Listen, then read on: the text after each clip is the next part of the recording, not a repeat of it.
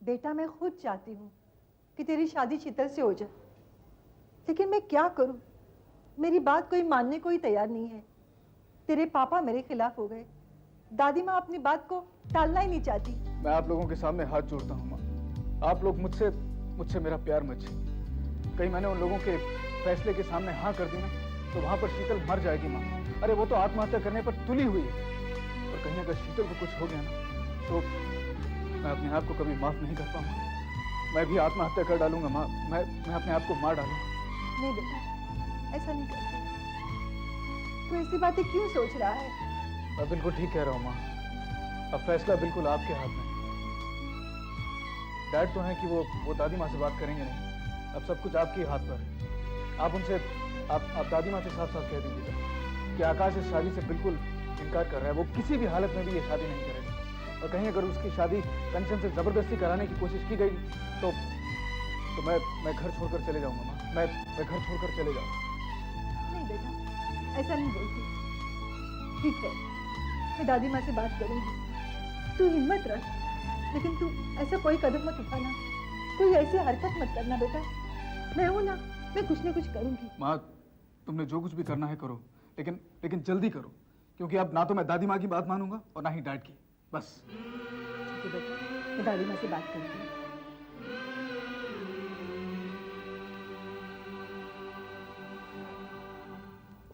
दादी माँ, कल वो लोग आ रहे हैं ना शगन लेकर? हाँ। उन्हें मना कर दो। मना कर दो? क्यों? दादी माँ, उनसे कहिए कि ये शादी नहीं हो सकती। क्या बक रही है तू? होश में तो वो। मैं सच कह रही हूँ दादी माँ, ये शादी नहीं हो सकती। मैं माँ हूँ, मैं अपने कलेजे पे पत्थर नहीं रख सकती। मैं अपने औलाद की खुशी कुर्बान नहीं कर सकती। सारी बात हो चुकी है, अब तुझे अचानक क्या हो गया? आकाश इस शादी से इनकार कर रहा है, ये तो आप जानती हैं ना? जानती हूँ, तू उसकी माँ है, मैं उसकी दादी हूँ। वो हमारे फैसले पर चलेगा या अपनी मनमानी करेगा? वो किसी लड़की से प्यार करता है। उसने कहा है कि अगर उसकी शादी उस लड़की से नहीं की गई तो वो घर छोड़कर चला जाएगा। इतना बड़ा फैसला कर लिया उसने, इतना बड़ा हो गया कि हमारे फैसले को नजरअंदाज कर दिया। उसने घर छोड़कर जाने की धमकी दी और तू मान गई। दादी माँ, आप क्या समझती हैं कि आपकी जिद पर हर आदमी अपनी जान निछावर कर दे? हमारी बात और है। मैं आपकी बहू हूँ, राजेश आपके पोते हैं, ठीक है, लेकिन ये नई जनरेशन है। इनकी जिद पूरी नहीं की गई तो वो कोई भी कदम उठा सकते हैं। नई जनरेशन है तो क्या, अपने माँ बाप को जलील कर देंगे, दुनिया के सामने उनका सर झुका देंगे। दादी माँ, आप देखिए, जरा ठंडे दिमाग से सोचिए। आप आकाश को चाहती है ना? हाँ तो आप उसकी खुशी क्यों नहीं चाहती हैं? ये उसकी खुशी नहीं, उसकी जिद है। जिद आपकी है, आपकी जिद की वजह से इतना बड़ा बखेड़ा खड़ा हो गया। क्या आप उसकी जिंदगी बर्बाद कर देना चाहती हैं? क्या कहा तूने? मैं उसकी जिंदगी बर्बाद कर देना चाहती हूँ? मैं तो उसकी जिंदगी आबाद कर देना चाहती हूँ, उसकी शादी करवाना चाहती हूँ, और तू कहती है। ठीक है, आइंदा तुम लोगों के शादी ब्याह के मामले में मैं बात नहीं करूंगी। मेरे हाँ करने से क्या होता है? शादी तो उसे करनी है। कल अगर वो घर छोड़कर चला गया तो हम किसी को मुंह दिखाने के लायक भी नहीं रहेंगे। कल जलील होने से तो अच्छा है आज ही इनकार कर दे। दादी माँ, आप उन्हें मना कर दीजिए।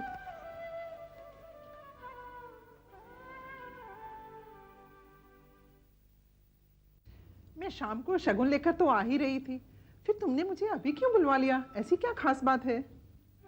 अभिलाषा, मैं शर्मिंदा हूं, कहने को दिल गवारा तो नहीं कर रहा। कैसे कहूं, क्या कहूं? क्या बात है, कहो ना। सारी दुनिया जानती है, गायत्री देवी एक बार जबान देती है तो उसे पूरा करती है, पर इस बार मजबूरन मुझे जबान से फिरना पड़ रहा है। फिरना पड़ रहा है? पर बात क्या है? आकाश का रिश्ता तुम्हारी पोती कंचन से नहीं हो सकता। नहीं हो सकती? लेकिन क्यों? मैं राजी हूं, घर वाले राजी हैं, लेकिन आकाश ये शादी करने को तैयार नहीं है। वो किसी और से प्यार करता है। वाह, कैसी दादी हो तुम, पोते की जिद के आगे झुक गई। एक मुझे देखो, मेरा पोता अमेरिका में रहता है, बिजनेस करता है। मैंने उसे यहाँ से फोन पर कहा तेरी शादी कर रही हूँ, उसने बिना लड़की देखे हाँ कर दी। अपने बेटे और बहू से कहा कि कंचन की शादी आकाश से कर रही हूँ। ना कंचन ने उफ की, ना उसके माँ बाप ने कुछ कहा। इसे कहते हैं खानदान। मुझे माफ कर दो अभिलाषा, मैं शर्मिंदा हूँ। बस बस, बहुत हो गया नाटक। मैंने दुनिया वालों से कह रखा है, मेरे रिश्तेदार आए हुए कि सेठ विशंबर नाथ दीवान के पोते के साथ मेरी पोती का रिश्ता हो रहा है। अब मैं उन लोगों से क्या कहूंगी, क्या मुंह दिखाऊंगी दुनिया में? मैं जानती हूँ अभिलाषा, पर मैं मजबूर हूँ। समझने के बाद भी अनजान बन रही हो और रिश्ता तोड़ रही हो। मैं तो इसी जिद पर अड़ी थी कि आकाश की शादी कंचन से हो जाए, पर जब सुभद्रा ने मुझे कहा कि हो सकता है शादी वाले दिन आकाश घर छोड़कर चला जाए, तो मैं सोचने पर मजबूर हो गई कि अगर ऐसा हुआ तो हमारे खानदान का नाम भी मिट्टी में मिल जाएगा और तुम्हारे खानदान का नाम भी खराब होगा। तुम्हें कोई फर्क नहीं पड़ेगा, लेकिन हमारे मुंह पर तो कालट पुत ही जाएगी ना। यही फर्क होता है अच्छे खून में और गंदे खून में। अभिलाषा, अपनी जबान पर काबू रखो। तुम्हें मालूम भी है तुम क्या कह रही हो? होश में तो हो। होश में हूँ और पूरे होश के साथ कह रही हूँ गायत्री देवी। जिनके शरीर में अच्छा खून होता है ना, वो अपने बड़ों का कहना मानते हैं। दुनिया के सामने अपने खानदान को, अपने माँ बाप को जलील नहीं करवाते और अपने गंदे खून की औकात नहीं दिखाते। अभिलाषा, इसी वक्त मेरे घर से चली जा, वरना धक्के मारकर निकाल दूंगी। तुमने मेरी पोती के साथ रिश्ता तोड़ा है ना, अब सिमरन का रिश्ता मैं तोड़ती हूँ और तुम्हें दुनिया में जलील करके छोड़ूंगी गायत्री देवी।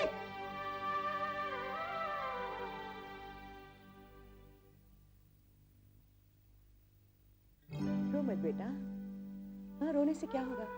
ऐसा कौन सा पहाड़ टूटा है हम पर? सिर्फ रिश्ता टूटा है ना, और कई रिश्ते मिल जाएंगे। मम्मी, मैं अपनी सारी फ्रेंड्स को क्या कहूँगी? हमारे सारे जान पहचान वालों को पता चल चुका था कि मेरी शादी होने वाली थी। अब मैं उनसे क्या कहूँगी मम्मा?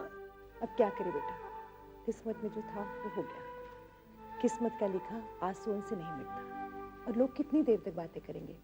हाँ, कुछ दिन तक ही करेंगे, उसके बाद सब भूल जाएंगे, सबकी जबान बंद हो जाएगी। नहीं मम्मा, मैं यहाँ नहीं रहना चाहती। नहीं बेटी, तुम कहीं नहीं जाओगे। अरे तुम मेरी बेटी हो। मैं जिंदगी में कभी नहीं हारा। बहुत बड़े बड़े दुखों का सामना किया है मैंने, बहुत बड़ी बड़ी बातें बर्दाश्त की है, और तुम मेरी बेटी होकर इतनी जल्दी हिम्मत हार रही हो? अरे घबराओ नहीं, सब ठीक हो जाएगा। क्या ठीक हो जाएगा पापा? आप मेरे बारे में सोचिए। मैं अपने सब फ्रेंड्स को क्या कहूँगी? बेटे ये हवा के झोंके हैं। थोड़े दिन जरूर तकलीफ होगी, लेकिन बाद में सब नॉर्मल हो जाएगा। दुनिया में किसको किसकी परवाह पड़ी है, या कोई किसी के बारे में नहीं सोचता। एक पड़ोसी मर जाता है ना, तो दूसरा पड़ोसी चिता जलने के बाद पूछने भी नहीं आता। यहां किसी को किसी से क्या लेना देना कि किसका रिश्ता जुड़ गया, किसका रिश्ता टूट गया। ये सब तो दिखावे की बातें हैं।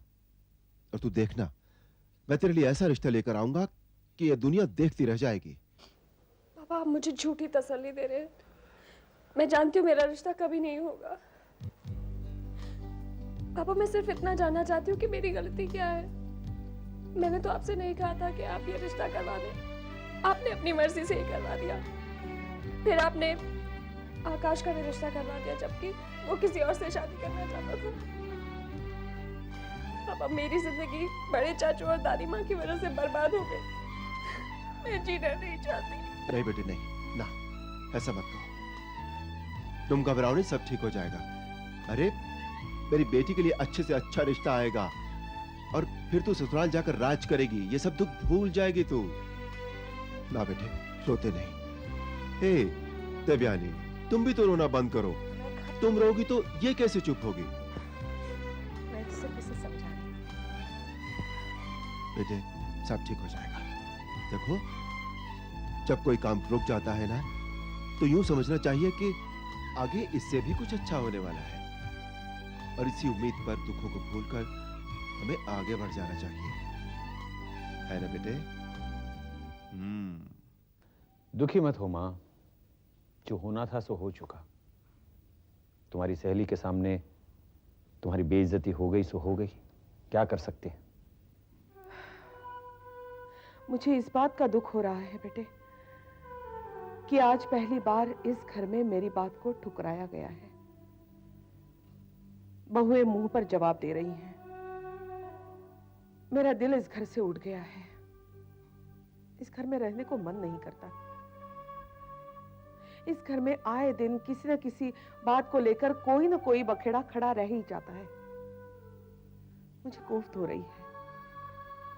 जिस घर में सुख शांति ना हो वहां लक्ष्मी भी नहीं रहती है।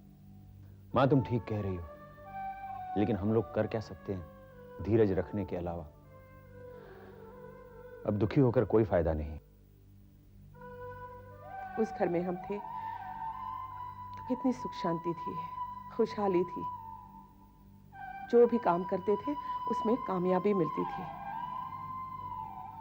इस घर में हर कोई कुछ ना कुछ करने की कोशिश कर रहा है, पैसा कमाने की कोशिश कर रहा है, लेकिन हर कोशिश नाकाम हो रही है।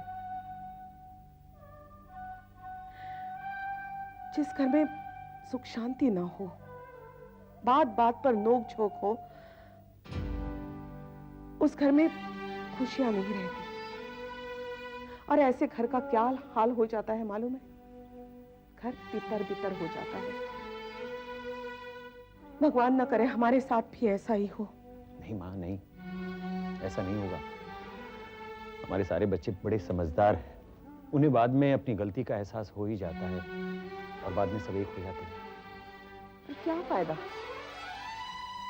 पहले झगड़ते हैं और फिर मिल जाते हैं। कहां गई वो सुख शांति? कहां गई वो एकता वाली बात? सब खत्म। मैंने पहले भी तुमसे एक दफा कहा था, वो बात वहीं रह गई। आज फिर कहती हूं,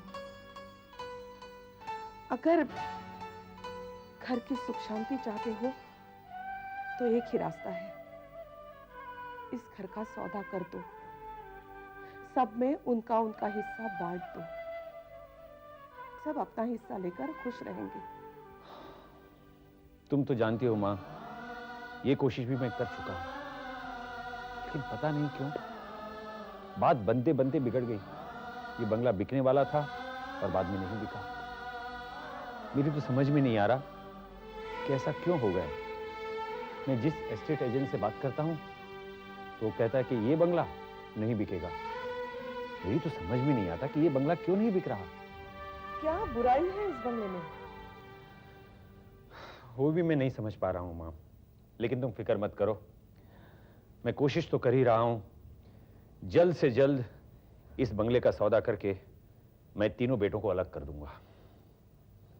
समझदार माँ बाप वही होते हैं जो अपने बेटों के झगड़ कर अलग होने से पहले उनको अपना हिस्सा देकर अलग करते हैं। हाँ माँ, तुम ठीक कह रही हो। सिमरन, जो कुछ भी हुआ उसके लिए आई एम वेरी सॉरी।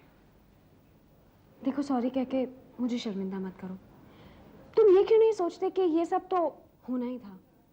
ये सब एक्चुअली दादी माँ की गलती है। शायद तुम ठीक कह रही हो। दादी माँ को कोई भी फैसला लेने से पहले हम लोगों से पूछ लेना चाहिए था। लेकिन मुझे अफसोस इस बात का है कि तेरा रिश्ता टूट गया।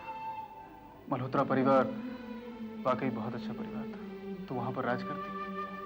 रिश्ते तो और भी आते रहेंगे। मुझे तो बल्कि खुशी है कि तुम और शीतल एक हो जाओ। अब मुझे उसकी भी उम्मीद नजर नहीं आती। क्यों? मैं शीतल के अंकल से मिला था और वो शादी के लिए तैयार भी हो गए थे। लेकिन जब उन्हें दादाजी के नाम के बारे में मालूम पड़ा तो गुस्से से बौखला गए। वो दादाजी को जानते हैं? बहुत अच्छी तरह। बिजनेस में उनकी कोई बहुत पुरानी राइवलरी है, दुश्मनी है।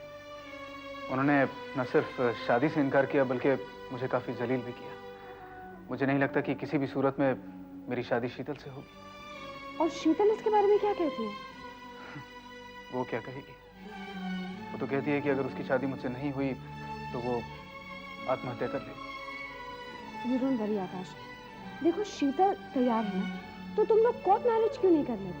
कैसे कर लें कोर्ट मैरिज? उसके अंकल ने उसे घर में बंद करके रखा हुआ है। कितने दिन तक बंद करके रखेंगे? कोई ना कोई दिन तो ऐसा आएगा जब उनकी नजर शीतल से हट जाएगी। तुम नहीं समझती हो सिमरन, उसके जो अंकल है ना, बहुत ही खतरनाक किस्म के आदमी हैं। मुझे लगता है कि अपनी जिद के लिए वो कुछ भी कर सकते हैं। अगर उसके अंकल अपनी जिद के लिए कुछ भी कर सकते हैं, तो क्या तुम अपने प्यार के लिए कुछ भी नहीं कर सकते? मैं अपने प्यार के लिए बहुत कुछ कर सकता हूँ। तो एक काम करो, शीतल को लेके तुम भाग जाओ, क्योंकि दूसरा कोई रास्ता नहीं है। हाँ, मुझे लगता है कि कुछ ऐसा ही करना पड़ेगा। शीतल के साथ भागना होगा और कोर्ट में जाकर शादी ही करनी पड़ेगी। फिक्र मत करना, मैं तुम्हारे साथ हूँ। लेकिन एक बात मुझे खटक रही है सिमरन, हमारे घर में इतना बड़ा झगड़ा खत्म हुआ है, ऐसे मौके पर ऐसा कदम उठाना, मुझे लगता है कि दादी माँ और डैड को ये बात बहुत बुरी लगेगी। बुरा किसी को नहीं लगेगा। देखो, माँ बाप की नाराजगी कुछ दिन की होती है, एक बार शादी हो जाएगी तो सब ठीक हो जाएगा, सब लोग खामोश हो जाएंगे और उसके अंकल भी तुम्हें अपना लेंगे।